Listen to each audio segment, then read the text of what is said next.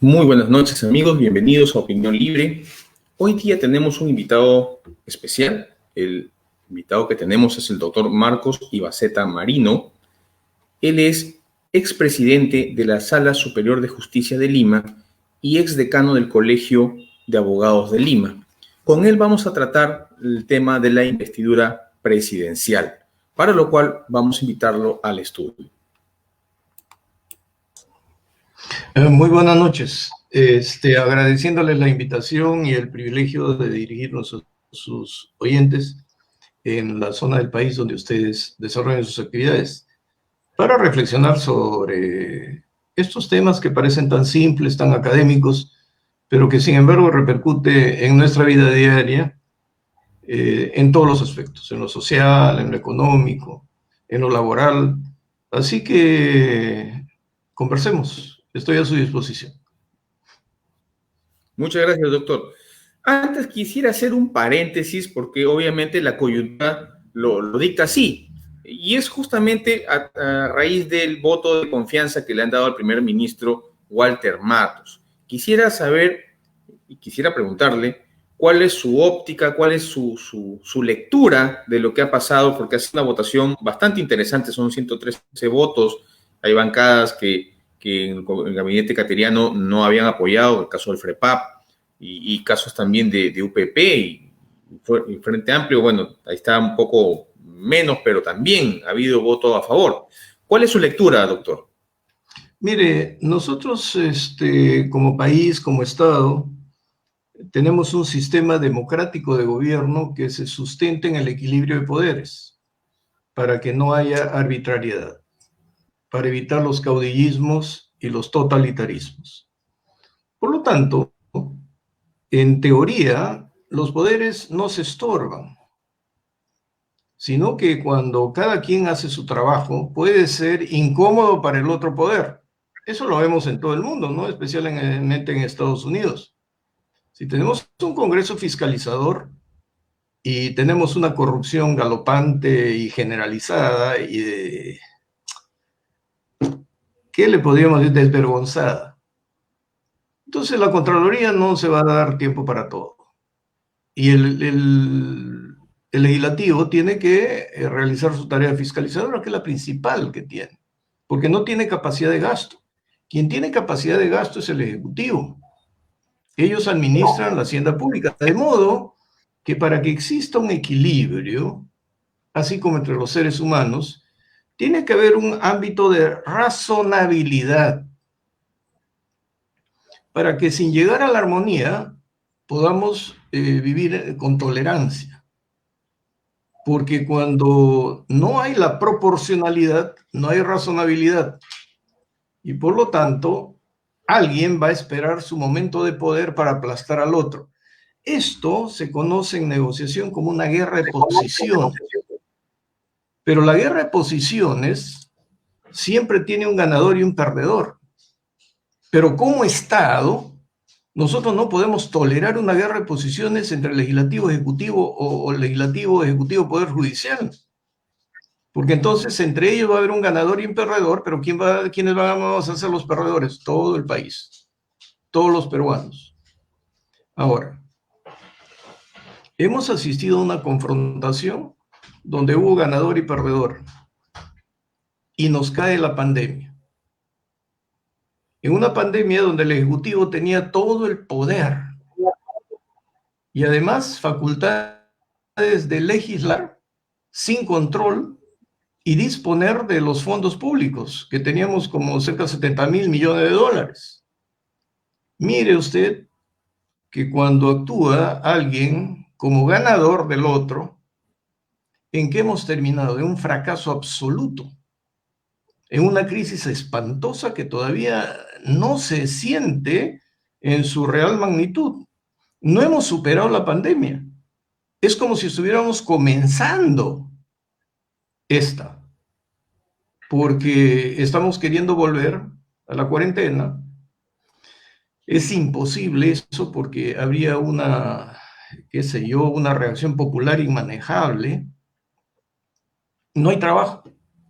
Se han perdido 4 millones de empleos. los cálculos de los economistas dicen que el gobierno gastó 38.000 millones de dólares para enfrentar la pandemia y los resultados son nulos.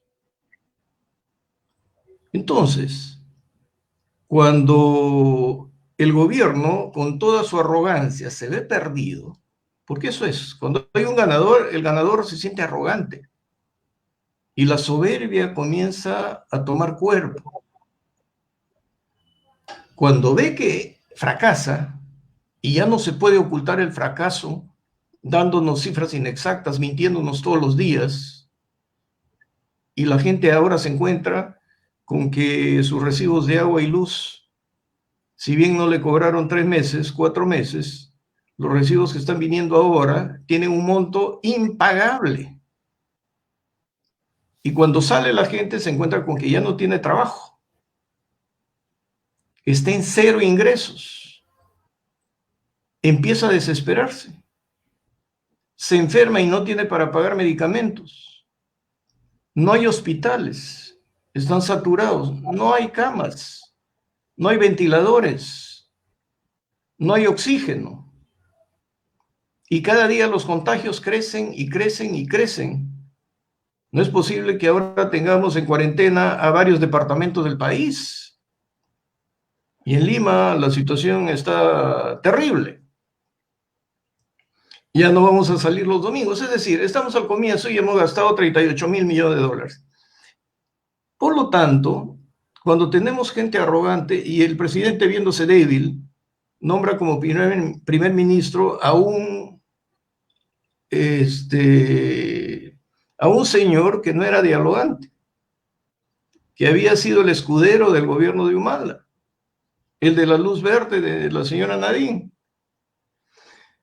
Y con esa arrogancia del vendedor del que lo aplasta todo, se va al Congreso y les presenta un escenario, pero gaseoso, con 1.000 obras por iniciar, pero que todos sabemos que un año no iba a ser ninguna. El que abarca mucho, poco aprieta, dice, ¿no? Esa irrazonabilidad y los gestos que valen mucho en política, la arrogancia, hizo que el Congreso no le dé el voto de confianza. Porque hubiera sido absurdo darle un voto de confianza. Lo que a mí me ha llamado la atención es que los medios de comunicación y los analistas políticos, en vez de hacer este análisis de razonabilidad y de comportamientos políticos adecuados, victimizaran al Ejecutivo. Vieron que el Congreso simplemente quería chantajear al Ejecutivo. No, pues, el Ejecutivo no puede llevar algo que no va a poder cumplir. No vamos a vivir de ensueños. Y este Congreso le dijo, danos 3, 4 puntos. No podemos creer que todavía tenemos esperanzas. Si, como decimos, no se ha superado la pandemia. Estamos como al inicio, en marzo. Hemos gastado 38.000 millones de dólares. Por lo tanto, el problema básico es el de salud. Pero en el problema de salud y el encierro tenemos una crisis económica espantosa. Los peruanos no podemos pagar nuestros créditos. Nadie nos espera. Si no, fíjese en su recibo de luz y de agua, si es que ha pedido reprogramación. No le han cobrado 4 meses, pero el recibo que viene en agosto y en septiembre no lo va a poder pagar porque le han cargado todo, intereses, moras, gastos administrativos, etcétera, etcétera. Y 4 millones de empleos solo en Lima. Solo en Lima. Este ministro, el nuevo, el primer ministro, ha ido, pero no ha detallado muchas cosas. Simplemente ha dicho, vamos a seguir luchando contra la pandemia. Esto es una guerra y tenemos que estar unidos. La pregunta es, cuando un Estado va a una guerra, no moviliza solamente a sus amigos, tiene que convencer a todo el país y activar a su mejor gente, a toda su infraestructura. Es decir, utilizar todo lo que tiene, porque es de vida o muerte. Estamos enfrentando la muerte. Y no Estados Unidos. Estamos desunidos. Y la política que se ha seguido ahora era de desunión, desunión, desunión, desunión, desunión. ¿Y cómo le podemos creer al presidente cuando dice es tiempo de unirnos, no pelear, porque si no perdemos la batalla?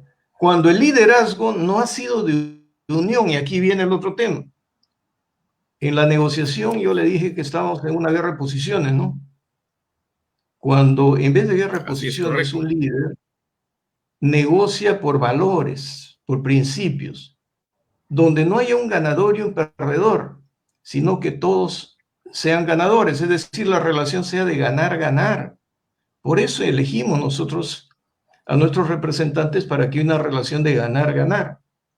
Creo que me parece razonable que se le haya dado el voto de confianza, aunque no estemos conformes con lo que se está haciendo, porque somos como el cangrejo, ¿no?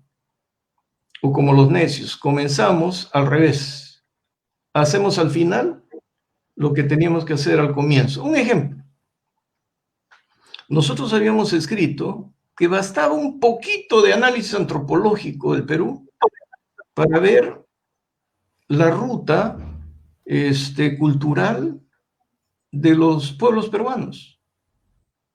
Y todos provienen de una estructura de gobiernos verticales, ¿no? Pero donde el comunitarismo era la regla.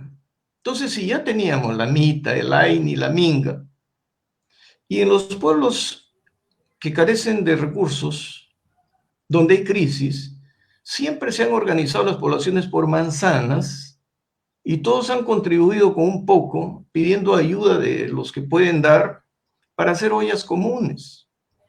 Entonces no se mueven de su lugar, van los alimentos, hay ollas comunes, nadie se muere de hambre y no se contagia. O sea, este primer ministro ha dicho que van a financiar las ollas comunes. Eso se ha debido hacer al comienzo y no regalar la plata para que todo el mundo vaya a amontonarse en los bancos y se contagien. Y contagiados en los bancos vayan con ese dinero a amontonarse en los mercados para seguir contagiándose mientras los hospitales están saturados.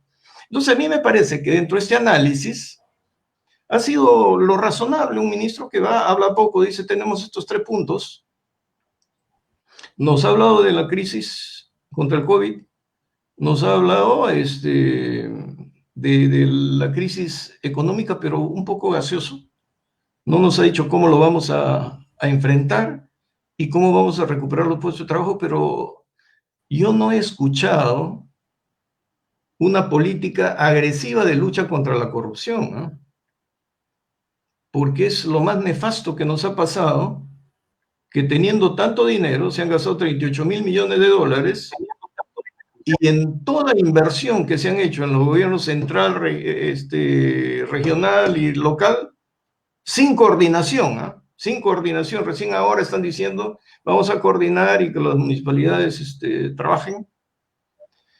Se desató una corrupción gigantesca, todos coimearon, ¿no? Tal vez un 1% dejó la coima. Y este escándalo de corrupción no se ha tocado mucho en el último mensaje. Pero para la gobernabilidad, lo más urgente es el COVID y la recuperación económica. Pero si no vencemos el COVID, no tendremos recuperación económica. Y si no luchamos contra la corrupción, no sé qué nos va a pasar. Entonces, no había alternativa. No había alternativa. Hubiera sido totalmente irrazonable que el Congreso no le dé el voto de confianza. Pero eso no significa que estemos contentos con su mensaje y con el actuar del Ejecutivo. Muy bien, doctor. Me queda bastante claro su percepción. Obviamente, sí, es cierto, este ministro creo que ha ido básicamente a tratar de zanjar lo anterior con el exministro Cateriano y ha ido a decir lo que el Congreso ha querido escuchar para limar asperezas. Y bueno, a mi parecer, humilde, obviamente, en el tema económico creo que van a centrar su estrategia en las compras estatales hacia el autoempleo, hacia las MIPES, hacia el pequeño productor, ¿no? Apoyarlo a él y no se ha tirado hacia la gran industria, la mediana industria, hacia las minas. Es más un tema entre el pueblo MIPE, el entorno MIPE, y yo, Estado, te voy a ayudar para reactivarte. El autoempleo, ese RUC 10, ¿no? Esa familia con pequeño negocio. Pero definitivamente no teníamos otra opción, y aunque no nos guste, es la menos lo que nos va a dar estabilidad. Definitivamente es así, doctor, y realmente aprecio mucho su opinión. Es una opinión bastante crítica, y quisiera hacer paréntesis acá, porque se sabe a través de la moción 11348 que este jueves interpelan al ministro de Educación, Carlos Martín Benavides, por el tema del licenciamiento de la UPAL y de la UTP. Hay más o menos 33 preguntas en el pliego interpelatorio, y quisiera más bien, como paréntesis también, porque es coyuntural esto, antes de entrar de lleno, ya mencionó justamente a Nadine Heredia y Pedro Cateriano, ¿qué opina al respecto de esta interpelación? Porque ya es efectiva, este jueves va a ser. ¿Qué opina usted al respecto de este caso en particular? Bueno, en el caso del ministro de Educación, no es una consecuencia de lo que acabo de decir, ¿no? De expresar. Simplemente es un caso donde ha habido afectados por el proceso de la SUNEDU, pero lo que no se puede tolerar es que haya discriminación en el ejercicio del poder. Si le prueban al ministro que cerró con razón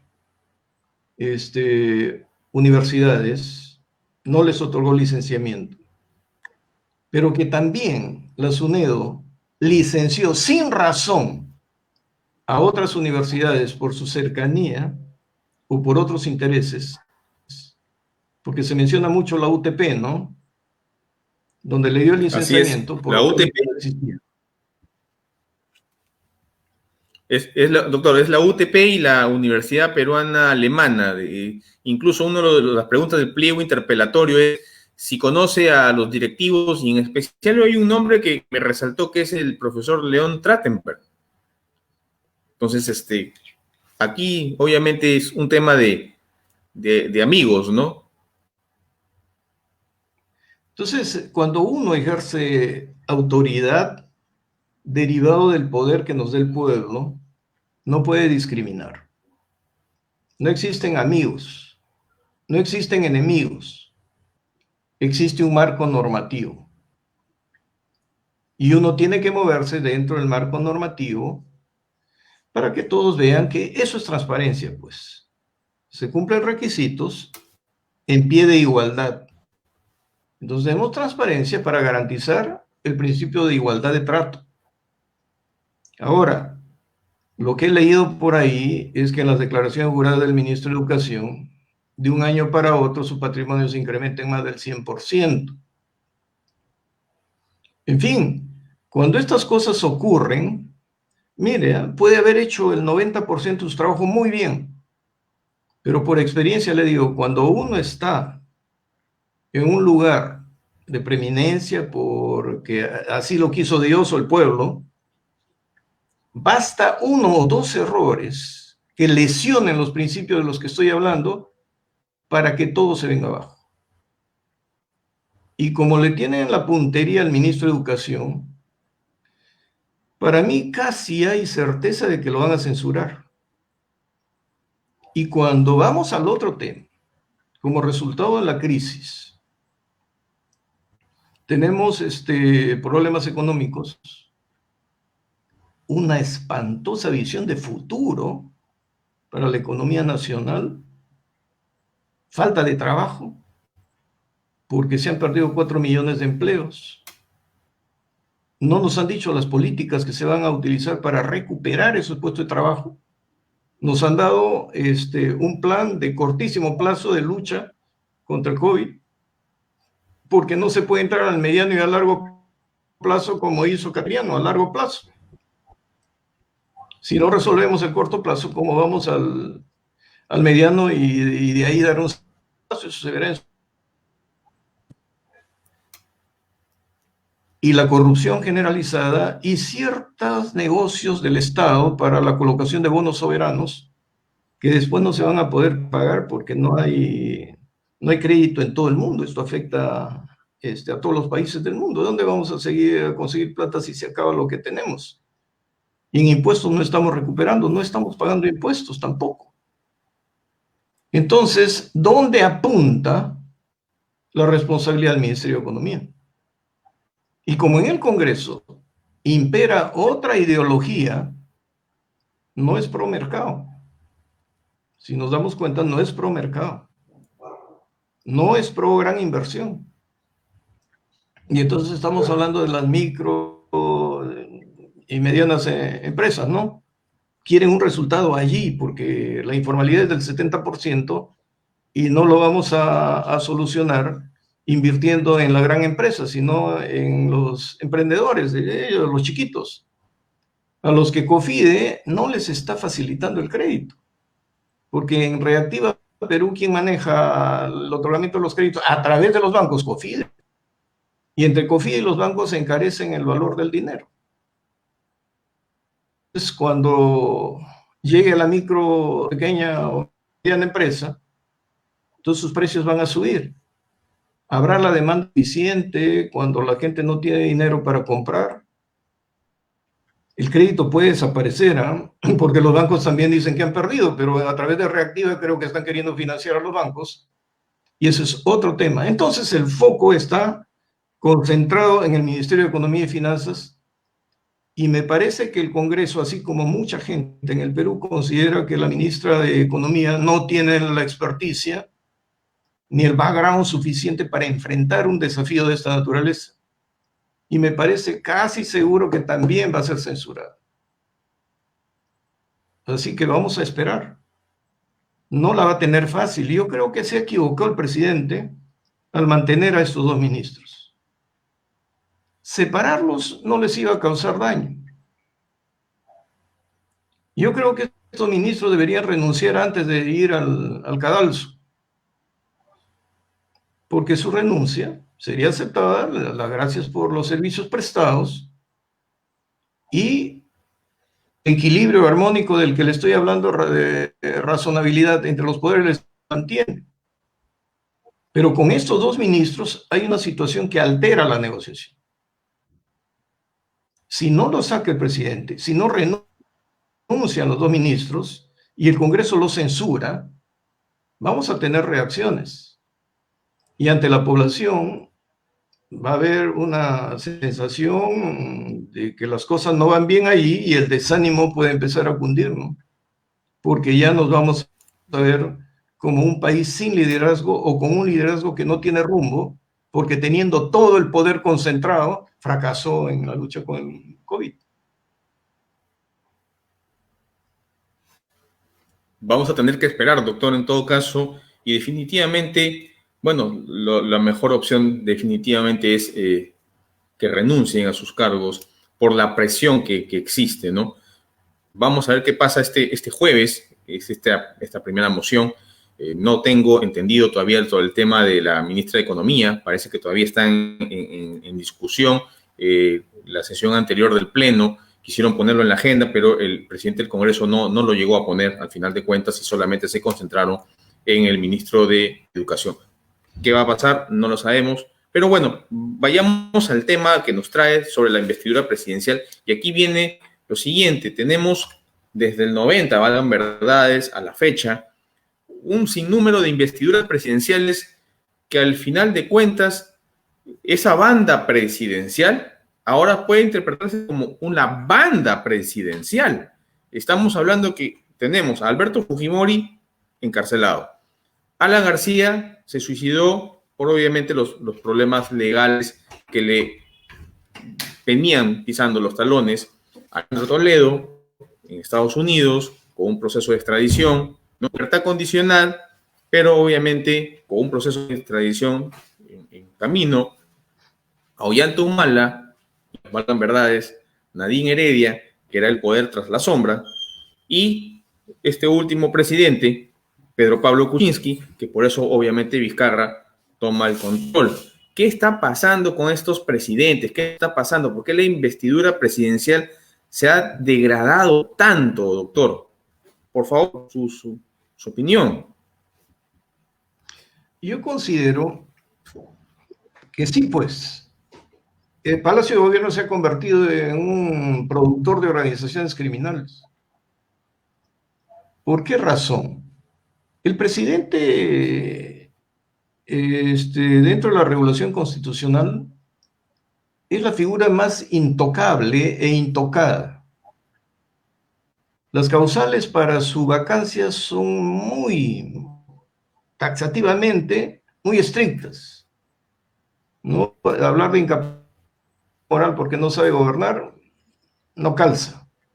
Incapacidad física no calza. Transgresión constitucional tampoco, salvo que se considere autogolpe, pero el Tribunal Constitucional la ha convalidado el cierre del Congreso. Creo que aquí es un tema de odios y donde se ha generalizado. O sea, el fujimorismo me hace recordar, ¿sabe qué? El gobierno militar. Velasco produce su golpe en el 68 y Belaúnde es elegido en el 80 para gobernar a partir del 80. Con el segundo gobierno de Belaúnde, todos los que habían trabajado con los militares eran unos apestados. Se produjo una gran división, pero Belaúnde también hizo un pésimo gobierno. Y seguían apestados con el primer gobierno de Lapra. Pero en el primer gobierno de Lapra vimos corrupción y una crisis que nos llevó a la quiebra económica del Estado. Y cuando estamos nosotros en problemas, siempre los peruanos hemos buscado un caudillo, militar o civil, ¿no? Militar o civil, y eligió a Fujimori. Y lo apoyó en su cierre del Congreso, un 94%, y me acuerdo que Velasco casi el 100% lo apoyó en el golpe del 68. Entonces, ya no eran los apestados, no era la lucha contra los seguidores del gobierno militar o los que habían trabajado con el gobierno militar, porque no se supo aprovechar lo bueno que produjo, porque el gobierno militar puede haber sido inconstitucional, pero siempre hay algo bueno que sacar, corrigiendo y desterrando lo malo. No, acá era gobierno militar y todo estaba mal. Bueno, pues estaba mal, teníamos la crisis económica, también se había corrompido hasta el tuétano, pero en los cambios sociales había por ahí algo que recuperar, inclusive en el derecho, ¿eh? Me acuerdo del Tribunal Agrario, donde se reformaron procedimientos más ágiles, no, todo empezó a cambiar, pero claro, no se hizo el balance. Y cuando llegamos a Fujimori, cierra el Congreso y empieza a generar sus anticuerpos. La tesis genera sus antítesis. Cuando se cae el gobierno de Fujimori en el 2000, los nuevos gobiernos, a todos los fujimoristas y a la gente que de algún modo teníamos un cargo en el fujimorismo, se nos etiquetó. Y después ya no era fujimorismo, era fujiaprismo. Fujiaprismo. Entonces, eran los nuevos apestados. Cuando se actúa de esa manera, se generan argollas. Si usted analiza quiénes están en los sucesivos gobiernos, los toledistas se volvieron humalistas, pepecaucistas y vizcarristas. Todos están dando la vuelta en el poder. Pasan de un cargo a otro. Se han infiltrado por todos lados. Y los otros son los enemigos, los apestados. Cuando esto ocurre y se forman estas argollas que son verdaderas cofradías, empieza el saqueo del Estado.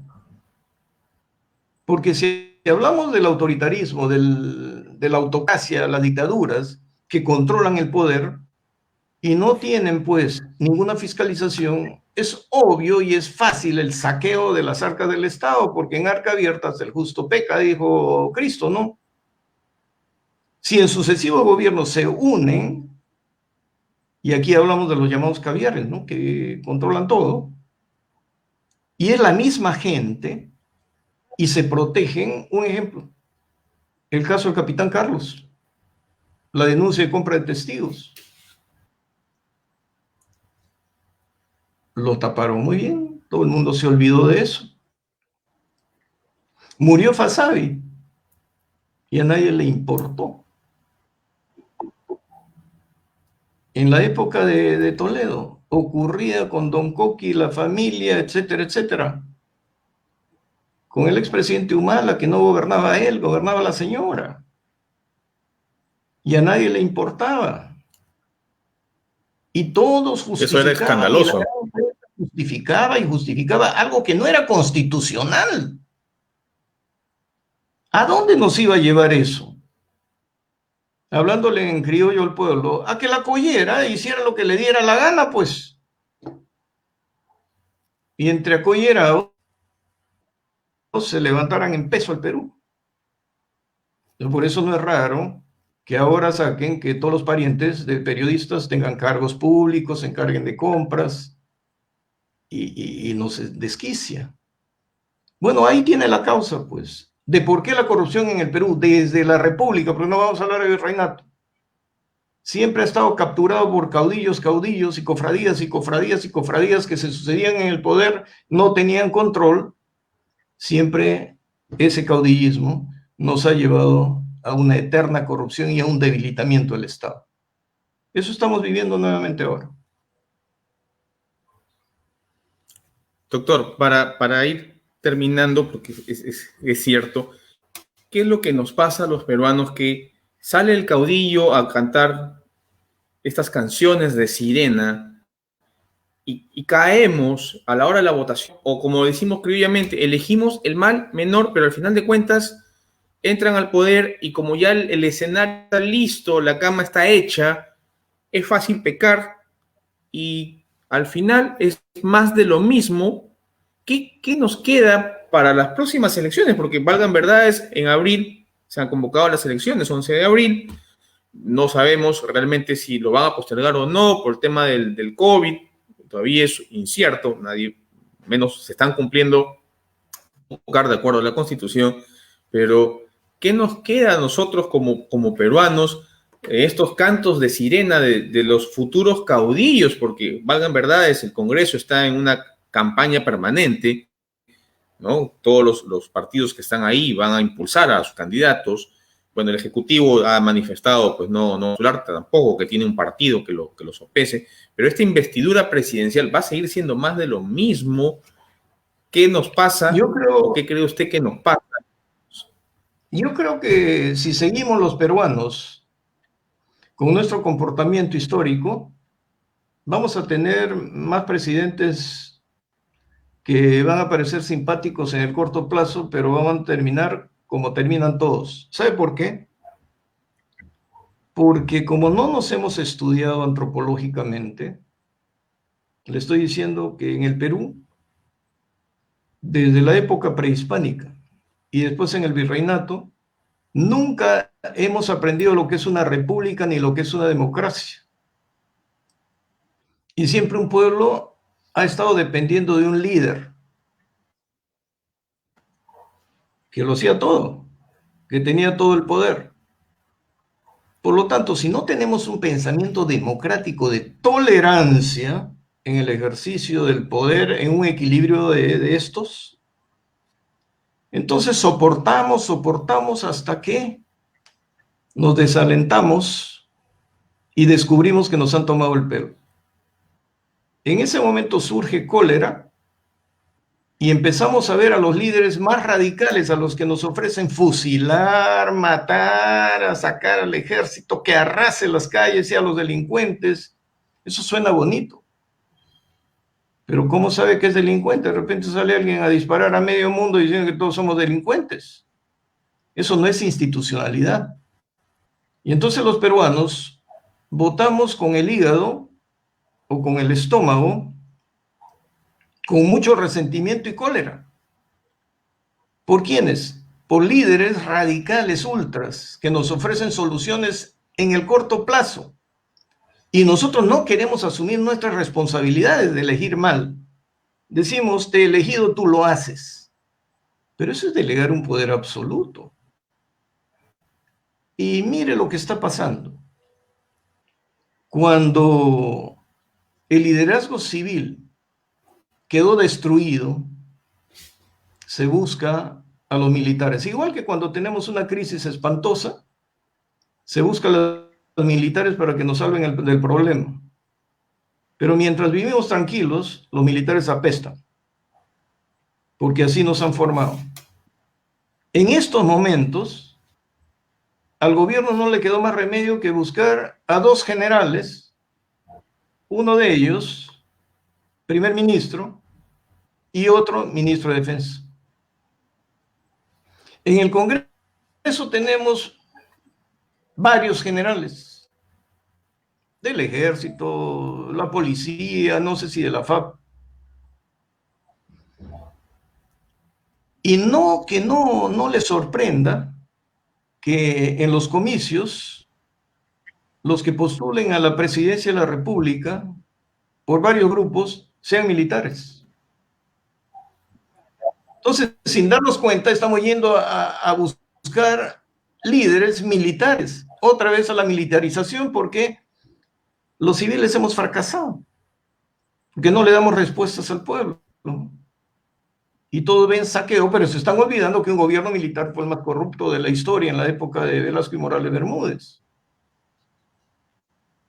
Hay que observar esto, porque en el escenario estamos mirando que los militares y los retirados están ingresando en todas las organizaciones políticas, están en el Congreso y pueden estar en el Ejecutivo. No digo que no tienen derecho a participar, sino que al pueblo hay que decirle que no podemos buscar salvadores por uniforme o sin uniforme cuando no pensamos democráticamente.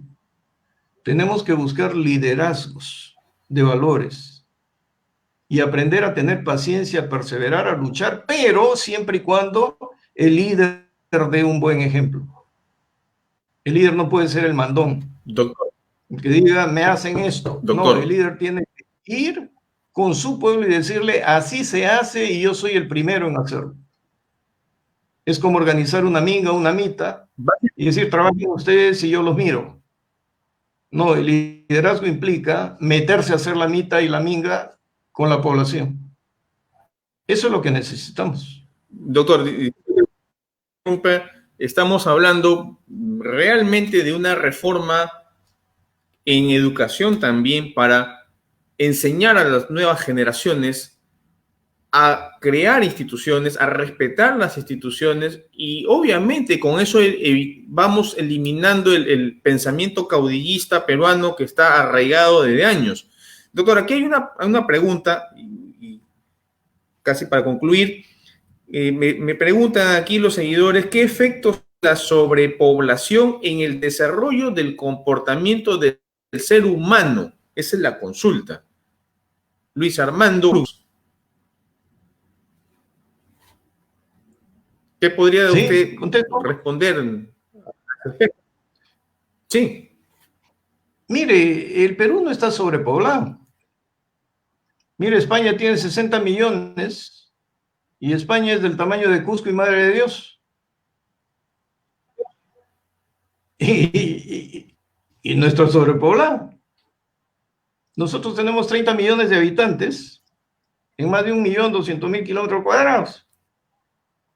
Lo que tenemos es un abandono del pueblo, una mala distribución de la riqueza, pero no darles dinero, sino usted habló de educación. Pero una reforma educativa no puede comenzar de la universidad y la secundaria y la primaria. Son generaciones casi perdidas, hay que mejorarles, sí. Una revolución educativa comienza inicial, cambiando la currícula y el sílabo como contenido de los cursos, para crear en la mente de esos chiquitos un cero diferente. Al que ya está en la primaria ya tiene otro cero. Y los primeros de inicial todavía van a tener el problema de que en sus casas sus padres tienen otro cero. Hasta que pasen varias. Por eso que la revolución educativa lleva por lo menos hasta la tercera generación. Hablando de buena fe, ¿no? Porque cuando escuchábamos a Fidel Castro, él decía que los empobrecemos a todos, pero a la tercera generación el empobrecimiento va a ser normal para todos. No, nosotros queremos que haya una educación que ponga a todos por igual frente a oportunidades para que cada uno con sus dones genere riqueza. Doctor, una última pregunta también del señor Burgos, Luis Burgos. ¿Cree que los políticos peruanos ven como en Rusia a la corrupción como medio?